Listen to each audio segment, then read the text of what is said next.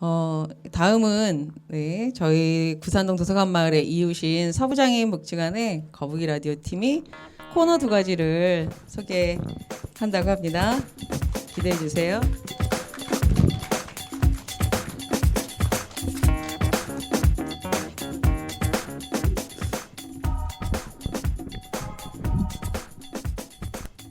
네, 안녕하세요. 저희는 서부장애인 종합복지관에서 활동하고 있는 거북이 라디오 팀입니다.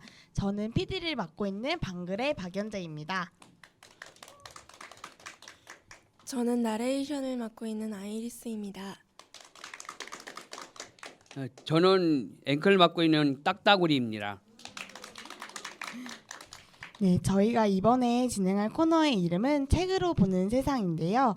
이 코너는 우리가 평소에 읽는 책 중에서 좋았던 말이나 교훈을 함께 나누며 전달하는 코너예요. 이번에 소개할 책은 어떤 책일까요, 딱따구리님? 예, 이번에 처음 소개할 책의 제목은 나는 선생님이 좋아요라고 합니다. 작가는 하이타니 겐지로이고요. 이 책은 첫 학교에 부임하게 된 고라니 선생님이 쓰레기 처리장에 살고 있는 데스조 그리고 그 가족의 삶을 알아가며 점차 편견이 허물어지는 과정을 담은 이야기라고 합니다. 아, 그렇군요. 이 책의 주인공은 데스조인 것 같은데 데스조는 어떤 아이인가요? 예, 데스조는 쓰레기장에서 파리를 키우며 탐구하는 꼬마 박사인데요. 하지만 모두들 이 사실을 모른 채 데스조가 공부를 하지 않고 냄새나는 파리를 키운다며 피하기 바빴는데 우연한 계기로 가장 방문을 하게 된 고단희 선생님은 데스조에게 파리는 더러운 것이 아닌 친구 같은 존재한 것을 알게 되면서 함께 연구를 돕고 파리를 계기로 데스조가 공부에 흥미를 가질 수 있게 하는 이야기라고 합니다. 아, 편견을 깨는 것이란 참 쉬운 일이 아닌데 고단희 선생님이 참 대단하시다는 생각이 드네요. 물론 이 1화 이후에도 편견에 대한 많은 에피소드가 있겠죠? 그렇죠. 네, 알겠습니다. 아이리스님이 이 책에서 가장 좋아하는 부분이 있다고 하셔서 제가 읽어드리도록 할게요. 파리를 기른다고 해서 데스조가 나쁜 아이는 아닙니다. 산으로 데려가면 데스조는 곤충을 기를 겁니다. 강으로 데려가면 물고기를 기르겠지요. 데스조가 파리를 기르는 건 당연하다고 생각했어요. 이 부분은 제가 가장 좋아하는 부분인데요. 바로 고단희 선생님이 데스조에 대한 편견을 처음으로 깨는 순간이기 때문이에요. 저는 이 책을 소개하면서 편견에 대해서 나누고 싶었어요. 모든 것이 시작은 편견을 깨는 것이라고 생각합니다. 비장애인과 장애인, 장애인과 장애인 모두 각자의 편견을 깨는 것이 먼저죠. 이 책을 수도 없이 읽으면서 깨달은 점은 우리 안에 많은 무의식적인 편견이 있고 이 편견이 우리가 서로 소통하는 것을 방해하고 다툼을 만들어낸다는 것입니다. 저 또한 비장애인에 대한 편견이 있었어요. 항상 우리보다 앞서 있고 먼저 달려가고 있고 많은 것을 누리고 있다는 생각을 하면서 살아왔어요. 하지만 돌아보면 비장애인들도 살아가는데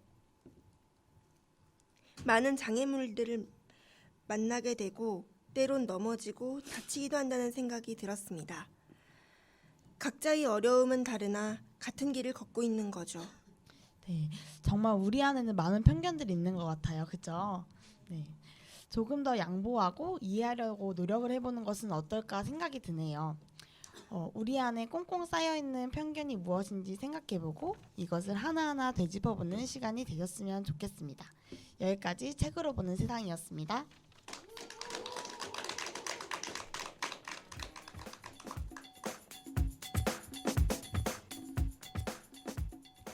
네, 저희가 두 번째로 진행할 코너는 현장 속으로이에요. 현장 속으로는 평소에 알기 어려웠던 장애 이슈들을 파헤쳐보는 코너입니다. 지난 7월 저희가 기다렸던 장애인 등급제가 폐지되었는데요. 장애인 등급제가 폐지되면서 우리에게 어떤 변화가 있을지 거북이 라디오에서 알아보았습니다. 현장 속으로 들어가 볼까요? 딱따구리님 나와주세요. 안녕하세요. 딱따구리입니다. 오늘은 장애 등급제 폐지에 대한 권한 이야기를 나누고자 합니다. 안녕하세요. 아이리스입니다. 잘 부탁드립니다. 장애인 등급제가 실시된 지 30년이 되었다는 것이 사실인가요? 네, 장애인 등급제는 1988년부터 시작되어 장애인복지법 시행규칙에 따라 장애 종류에 따라 1급에서 6급으로 진행되어 왔습니다. 현재 폐지된 상태이고요. 그럼 어떤 문제점이 있어 장애인 등급제가 폐지되게 되었나요? 장애인 등급제는 복지 혜택을 나누는 데는 편리했지만 장애인의 현실과 장애의 정도가 숫자로 나뉘어 필요한 서비스를 제공받지 못한다는 점. 또한 개인에게 따르는 여러 상황을 고려하지 못하고 등급 심사가 이루어진다는 것 때문에 많은 비판을 받아왔습니다. 장애 등급제 폐지로 인해 변화되는 내용 무엇이었나요? 첫 번째로 서비스가 장애 등급으로 정해지는 것이 아니라 모든 등록 장애인으로 확대된다는 것이 가장 큰 변화겠죠. 장애 등급 또한 숫자가 아니라 경증과 중증으로 변화될 예정입니다. 아, 그렇군요. 장애 등급이 정해지지 않다면 활동 지원 제도는 어떻게 이루어질까요? 활동 지원 서비스를 받기 위한 조치는 장애인 당사자의 여러 상황을 고려한 서비스 지원 종합조사로 변경될 예정입니다. 그 밖에 또 달라지는 부분이 있을까요? 경제적으로 어려운 장애인이 안정적으로 서비스를 받을 수 있도록 지원 서비스가 필요한 수급자의 경우 자격 기간이 2년에서 3년으로 늘어나고 기간이 끝난 후 재연장은 6개월에서 1년으로 확대될 예정입니다. 앞으로 더 많은 장애인이 활동 지원 서비스를 안정적으로 이용할 수 있겠군요. 하지만 염려 시선도 있다고 들었는데. 네, 맞습니다. 장애인 활동 지원 예산이 작년보다 늘어났지만 서비스의 단가와 이용하는 장애인이 늘어났기 때문에 현재의 예산으로 이 모든 서비스를 진행하기에 어려움이 있을 것이라는 우려의 목소리도 많이 있습니다. 제가 20여 년 장애인으로 살면서 느낀 점은 아주 다행스럽게도 점점 장애인을 위한 제도, 장애인에 대한 사회의 시선이 많이 달라졌다는 생각이 든다는 것입니다.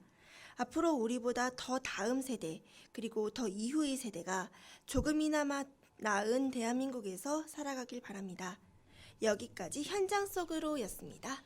네, 지금까지 저희 거북이 라디오가 준비한 코너를 마무리하겠습니다. 감사합니다.